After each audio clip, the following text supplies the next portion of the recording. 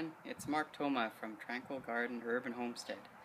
I'm just in front of my grapes here, and it's about the time of year to actually prune them and get them ready for some vigorous growth in springtime and summer, and then we'll hopefully get a nice harvest of grapes in the fall. So it's getting a little bit late now to actually prune them. It's starting to warm up after we've had a fairly cool month of February, and we actually had snow as well, so I was delaying pruning them until now to sort of wait until the freezing temperatures are over.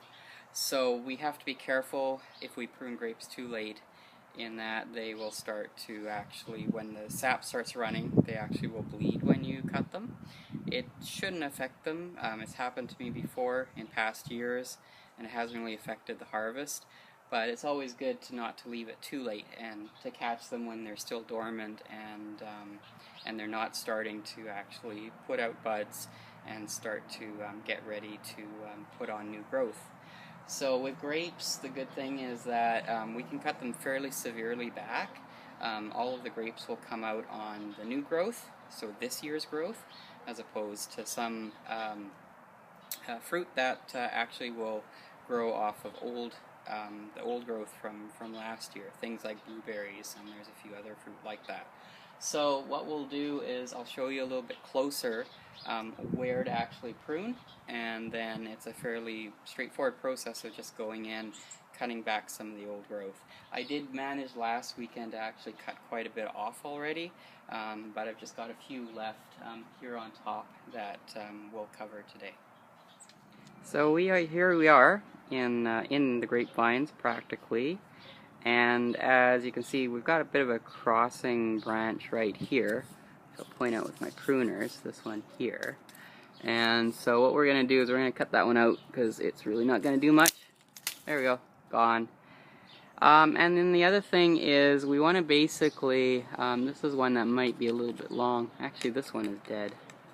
This one right here I think is dead. Yeah, it's kind of, you kind of see. So this one I'm just going to cut all the way down to about here. Sorry, the lighting's not that great here. There we go. And then I'll just move and I'll show you how to prune the other ones. We've got one really long vine going this way, and we don't need it. We want to encourage new growth, and that's where it kind of joins the trunk. So I think I'm going to usually leave about at least 2 buds or so. I think I'm just going to cut it maybe right up here, right there, just above the bud. Cut it, and then that falls down, and we'll basically just continue doing that. Obviously this one here, which is going that way. Alright, so this one, let me see if I can lean over. I'm on a step ladder with the camera and the pruner, so this is a little bit tricky to do. Sorry about my thumb being in the way too. I'll get that one, and then we'll go and grab it from the other side, the vine that I cut off, and then dispose of it. So now we have this mess of vines, and you kind of wonder, well, what do we do with them?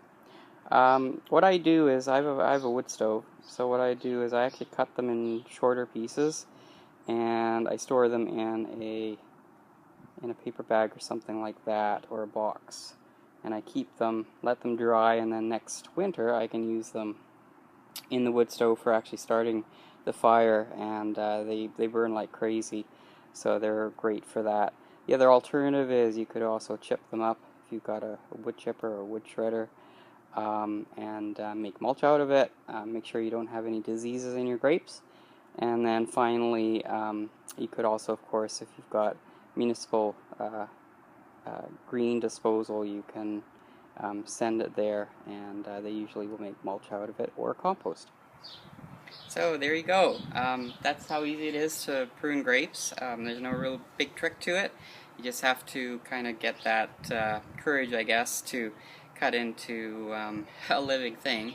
And that's how any kind of pruning is usually pretty intimidating for the first time pruner and the first time gardener. So once you've got everything pruned, there's really not much else to do. You may want to tie up some of the main trunks of the grape vine to make sure that from the weight of the foliage that things don't bend down and fall down. So I'm also planning on hopefully eventually replacing this kind of ugly metal arbor with a proper cedar one, and I have to do that before the grapevines start growing again, so hopefully I can get that done within the next month or two. And I'll probably do a video on that so you have an idea of how to actually go about doing that. I haven't really planned on how to do it yet, but I'll figure it out somehow. So if you like this video, please go ahead and hit the thumbs up button. And if you really like this video and you would like to be informed of when new videos are posted, then please subscribe to the channel. And make sure to also visit the website, the blog, at tranquilgarden.ca. And so we'll see you next time on the next video. Thanks!